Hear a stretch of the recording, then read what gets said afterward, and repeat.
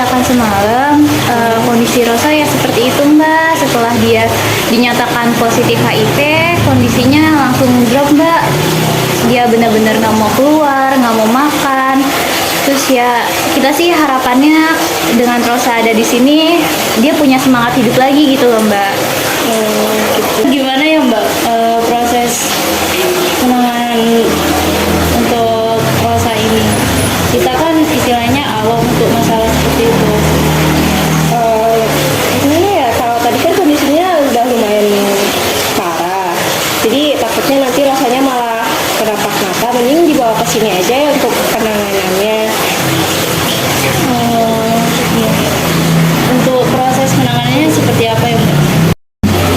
Kita punya 7 tahap di sini. Yang pertama itu ada engagement. Kalau engagement itu proses penumbuhan kepercayaan antara klien dengan pekerja sosial dan juga staf-staf lainnya di sini. Nah, kalau klien berpercaya, kita bisa tanda tangan kontrak sebagai klien secara official di sini. Lalu kita ada assessment. Assessment ini penggalian informasi antara klien dengan pekerja sosial.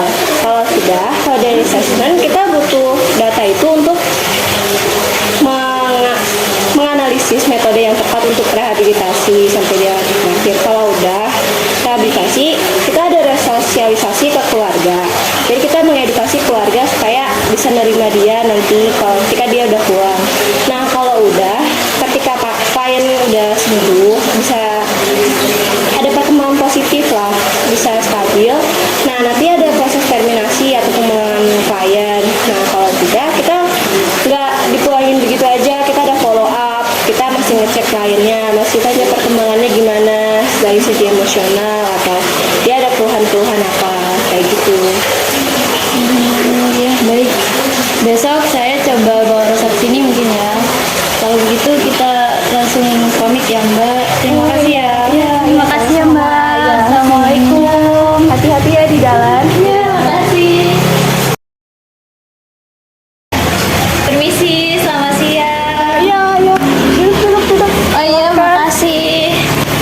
Oh iya Mbak Lia, ini teman saya Rosa yang kemarin saya bicarakan. Oh iya, kalau gitu aku tunggu di luar aja kali ya, biar ngomongnya enak ya. Ya, permisi ya Mbak. Gua tunggu luar ya. Thank you. Perkenalkan, nama saya Kamelian, salah satu peksos di Balai Rehabilitasi ini. Kamu bisa panggil saya Lia aja, biar dekat gitu. Oh ya, kamu tadi kesini naik apa?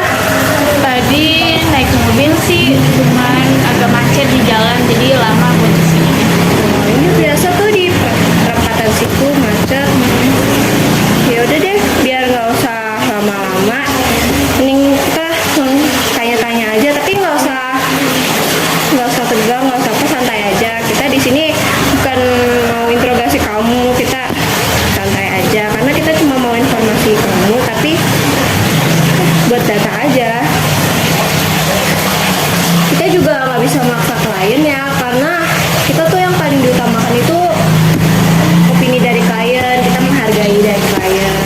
Kalau kamu nggak percaya sama kita, nanti kamu tersendat penanganannya. Ya. Terus gimana, kamu ada itu apa, kalau misal kesini kamu ada ketidaksetujuan atau bagaimana? Nggak ada sih Mbak. Kamu takut karena tiba-tiba teman kamu ngajak ke sini atau gimana? Ya, jujur awalnya saya takut ya Mbak, apalagi saya kan divonis HIV, terus juga saya takut keluarga saya itu nggak nerima saya, apalagi tetangga-tetangga saya nanti mandang saya tuh negatif juga. Padahal saya tuh pengen ya balik sehat lagi lah, normal lagi. Saya nggak pengen juga kayak gini kan, saya punya harapan-harapan, takutnya nggak berjalan sesuai rencana lah, apalagi saya kan baru masuk kuliah ya, takut banget cita-cita saya tuh nggak sesuai gitu Mbak. Ya, selagi kamu punya keinginan untuk sembuh, hal-hal yang negatif yang ada di pikiran kamu itu nggak bakal terjadi. Kamu bisa ngelawan itu semua. Nah, di sini saya sama pekerja yang lain lain itu tugasnya itu buat membantu kamu biar bisa kamu bisa sembuh, bisa beraktivitas normal seperti dulu lagi. Dan kamu juga nanti kita bantu supaya orang-orang nggak memandang kamu, walaupun mereka tahu, mereka akan kita edukasi supaya mereka nanti nggak ngejudge kamu gitu. Ya kalau kamu bersedia ya terima aja. Terus kamu bisa ngisi form ini kalau kamu bersedia gimana? Kamu bersedia? Iya, bersedia Mbak. Ya, kamu bisa isi form ini buat kamu official jadi klien di sini. Ya.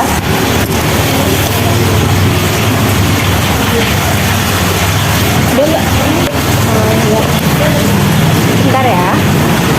Nah, dengan begini kamu sudah resmi terdaftar sebagai klien di sini. Kita sama-sama berproses, jadi kamu nggak perlu takut, nggak perlu ragu untuk mengatakan apa isi hati kamu atau ada di pikiran kamu apa aja. Nah, mohon kerjasamanya ya Kak Rosa. Pokoknya kamu jangan takut buat cerita.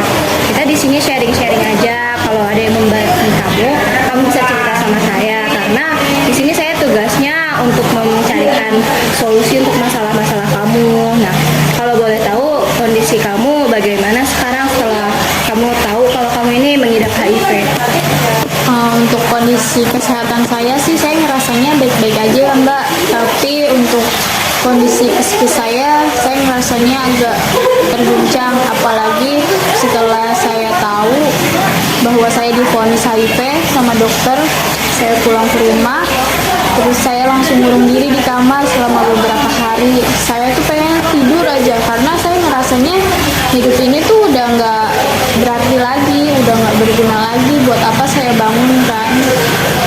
Gitu sih Mbak. Untuk sekarang saya rasa kita lebih baik fokus ke kesehatan dan juga mental kamu. Karena saya pikir banyak juga yang sayang sama kamu, ibu kamu, teman kamu, Yasmin sama Lili. Dan mereka juga khawatir sama kamu kan.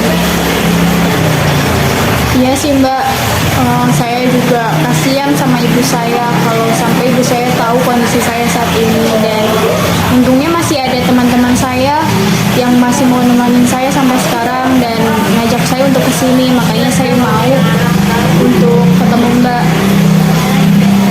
Ya, dengan Kak Rosa yang berada di sini, kami harap kami bisa membantu Kak Rosa untuk menjalani kehidupan yang lebih baik lagi. Kalau boleh tahu, Kak Rosa punya dugaan kenapa kamu bisa kena HIV?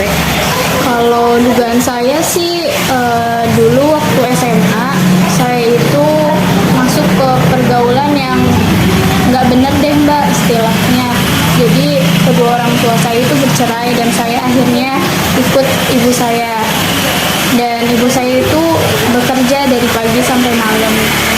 Karena ibu saya bekerja, jadi saya sendirian di rumah. Saya ngerasa kesepian. Akhirnya saya ketemu sama teman-teman saya yang bisa dibilang itu nggak benar gitu Mbak. Tapi saya karena waktu itu masih remaja ya, jadi saya ngerasanya masih labil dan saya nikmatin gitu Mbak untuk berada di keadaan yang memang nggak benar.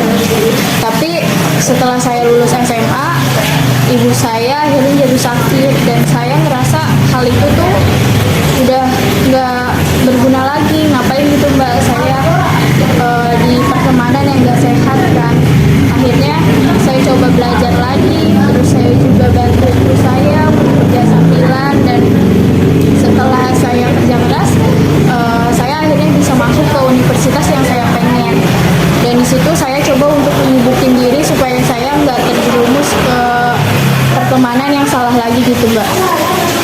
Oke, terima kasih atas ceritanya Kak Rosa. Saya benar-benar mengapresiasi usaha Kak Rosa untuk berubah. Dan saya yakin kalau Kak Rosa punya niat yang kuat, pasti bisa untuk berubah menjadi pribadi yang lebih baik lagi. Oleh karena itu, dalam kasus ini pun sama, Kak Rosa butuh niat dan juga tujuan supaya Kak Rosa bisa bangkit, bisa menjadi seperti dulu lagi, supaya ya yang penting kakak bisa punya tujuan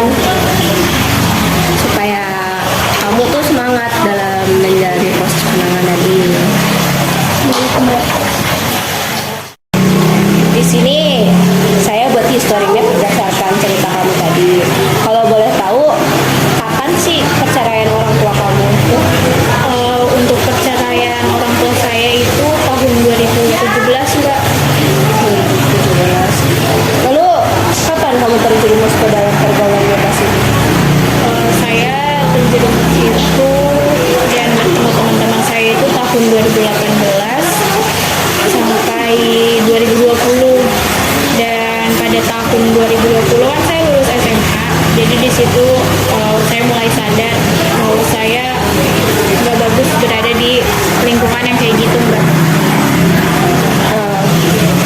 Terus kamu berubah menjadi pribadi yang baru dan tadi kamu bilang itu kamu mulai berubahnya kapan? Itu sekitar tahun 2021, Mbak. Ketika kamu gap year ini. Iya. Kalau terkena HIV kamu baru-baru ini. Tahun ini, Mbak. Tahun 2022. Iya. Terima kasih atas informasi dan juga cerita yang telah disampaikan oleh Kak Rosa. Mungkin cukup untuk hari ini ya. Terima kasih karena atas kerjasamanya. Sama-sama, Mbak. Mohon kerjasamanya untuk kedepannya ya. Iya. Selamat siang Kak Rosa. Selamat siang, dokter. Aku udah lihat Kak Rosa aura positifnya terlihat. Terima kasih, dokter, atas pujiannya. Iya. Semua ini juga berkat terapi dan pengobatan yang dokter berikan ke saya. Baik, dari pengecekan terakhir kali aku dapat menyimpulkan bahwa hormon-hormon Kak Rosa sudah mulai berjalan normal. Mungkin sedikit menonjol dari ruam kulitnya. Kak Rosa sebaiknya menghindari hal-hal kegiatan yang berat, karena itu akan memungkinkan Kak Rosa menjadi mual atau diare terus-menerus. Dosis obatnya sudah saya turunkan ya, karena melihat perkembangan dari perkembangan Kak Rosa itu sudah mulai membaik. Mungkin langsung dikonsultasikan ke psikolog untuk kesehatan mental Kak Rosa. Seperti itu ya, dok. Iya, akhir-akhir ini juga saya mulai minum obat secara teratur, terus juga saya coba buat makan makanan yang sehat gitu. Terima kasih nih, dokter, atas penjelasannya. Mungkin segini aja ya, dokter, penjelasannya. Kalau begitu, karena penjelasan dari dokter udah selesai, saya pamit dulu ya, dok. Ya, karena hati-hati. bakal ada janji sama psikolog. Ya, hati-hati di jalan ya. Terima kasih, dokter, sekali lagi. Ya, mari saya. Gimana Kak Rosa? Saya dengar di sini keadaannya semakin lama semakin membaik ya. Mungkin kedatangannya yang 2 kali seminggu diganti 1 kali seminggu saja ya Kak Rosa. Iya, terima kasih banyak ya, Bu. Untuk kedepannya juga saya bakal lebih teratur buat mengkonsumsi obat, terus juga saya bakal coba untuk hidup sehat supaya keadaan saya kembali stabil lagi. Assalamualaikum warahmatullahi wabarakatuh. Hadirin hadirat sekalian yang dimuliakan oleh Allah Subhanahu wa taala. Permisi, assalamualaikum. Waalaikumsalam, masuk nak. Tante, apa kabar? Alhamdulillah baik. Gimana kabar kalian berdua? Sehat, tante. Alhamdulillah. Ada apa? Oh iya. Gimana kalian datang? Oh iya, tante. Jadi kita kesini mau nemuin tante sama Mbak Lia. Mbak Lia itu eksos dari Balai Rehabilitasi Sosial, tante. Nah, Rehabilitasi. iya tante, kebetulan Rosa ada di sana. Iya, nanti untuk lebih lanjutnya bisa ngobrol langsung ke Mbak Lianya. baik. Kira-kira sih Mbak Lia datang jam 10, tante. Tante kosong kan ya? Kosong. Kebetulan Oh, iya. saya nggak ada kegiatan jadi ini. Oke, tante. Waalaikumsalam. Oh iya, itu tante, aku bukain pintu dulu ya, tante. Aku pindah sebelah sana, tante. Ya, silakan. Silakan Mbak Lia. Ya, selamat pagi Ibu. Pagi. Iya Mbak Lia, ini ibunya Rosa. Tante, ini Mbak Lia dari Balai Rehab. Iya. Perkenalkan nama saya Kamelia, Ibu. Ibu bisa panggil saya Lia. Jadi begini, Kak Yasmin dan Kak Lili ini yang merujuk anak Ibu Rosa ke Balai Rehabilitasi tempat saya bekerja. Nah, alasan kenapa Rosa anak Ibu ini dirujuk ke Balai Rehabilitasi ini karena anak Ibu Rosa tuh merasa depresi dan juga shock akibat dia tahu kalau dirinya itu positif mengidap HIV. Nah, setelah ditelusuri dari cerita yang diceritakan Kak Rosa kepada saya, diduga kalau HIV yang diderita Kak Rosa ini akibat dari pergaulan bebas yang dia lakukan dulu ketika SMA. Nah, kalau berdasarkan Kak Rosa ini, kenapa dia terjerumus ke dalam pergaulan bebas itu karena dia kurang dapat perhatian dari ibu. Ibu sibuk bekerja kan setelah bercerai dari suami ibu. Benar kan Bu ya?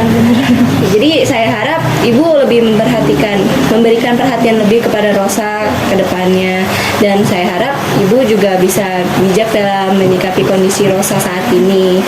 Dan saya juga berharap kalau ibu bisa menciptakan kondisi lingkungan yang baik, yang aman bagi Rosa ketika Rosa kembali lagi ke rumah.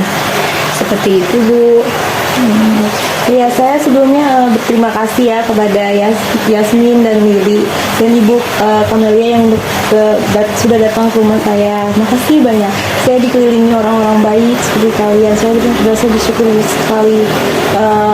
Saya juga banyak salah. Mungkin kelalaian saya sendiri sampai Rosa terjerumus ke pergaulan bebas itu. Karena saya memang kurang perhatian sama dia gitu, kurang kasih sayang.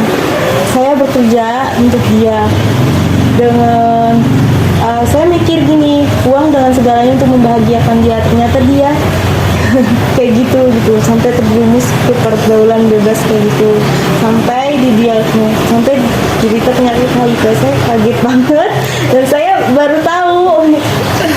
Saya langsung sakit banget, ya Allah, karena saya bisa kena itu atas kelalaian saya. Memang benar adanya saya bercerai dengan ayahnya. Mungkin saya bercerai dengan ayahnya, dia depresi ngeliat saya dengan ayahnya gitu. Saya memang terima kasih sama untuk yang ini. Saya berjanji sama diri saya sendiri untuk lebih perhatian lagi sama dia, untuk saya menerima kondisi dia sampai sembuh nanti. Oh ya, terima kasih telah setuju untuk kerjasama dengan kami. Baik, saya juga berterima kasih sama Ibu Kamelia sudah datang ke sini. Saya berterima kasih banget. Mungkin kalau Ibu nggak datang dan teman-temannya Rosa nggak memberitahu saya nggak tahu. Udah, mungkin itu saja yang bisa saya sampaikan Ibu.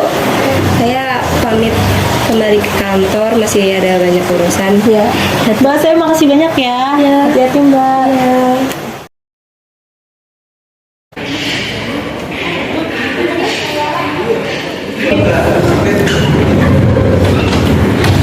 Selamat siang kalian. Ya, selamat dulu. Ya, terima kasih. Alasan saya bilang ke sini karena kamu ini sudah menyelesaikan seluruh program yang ada di sini. Dan evaluasi 2-3 hari ke depan mungkin kamu sudah boleh pulang. Oh, jadi saya udah boleh pulang nih Mbak. Iya, sudah boleh pulang. Selamat pagi Mbak Kamelia. Selamat pagi Bu, selamat pagi Rosa. Apa kabar? Alhamdulillah baik. Alhamdulillah baik Mbak. Ya, bagaimana kondisi kamu sekarang, Rosa? Apa ada hambatan, keluhan? Untuk kondisi kesehatan saya alhamdulillah membaik, dan untuk kondisi mental saya sih sampai saat ini udah stabil ya Mbak, nggak kayak dulu lagi yang emosinya kadang-kadang tuh suka ngeluap-ngeluap gitu Mbak. Menurut saya progres kamu sampai sekarang sudah sangat baik. Mungkin bisa kita cukupkan ya penanganan kamu sampai di sini. Kamu juga nggak usah sungkan buat hubungin saya lagi kalau misalkan kamu menemukan hambatan atau ada keluhan-keluhan. Terima kasih nih ya Mbak udah nemenin saya selama ini sampai saya di tahap rehabilitasi. Iya, saya mau berterima kasih kepada Mbak Kamelia yang sudah membantu dan menolong anak saya. Saya mengucapkan terima kasih banyak. Iya, sama-sama Ibu, sudah menjadi tugas saya untuk menangani klien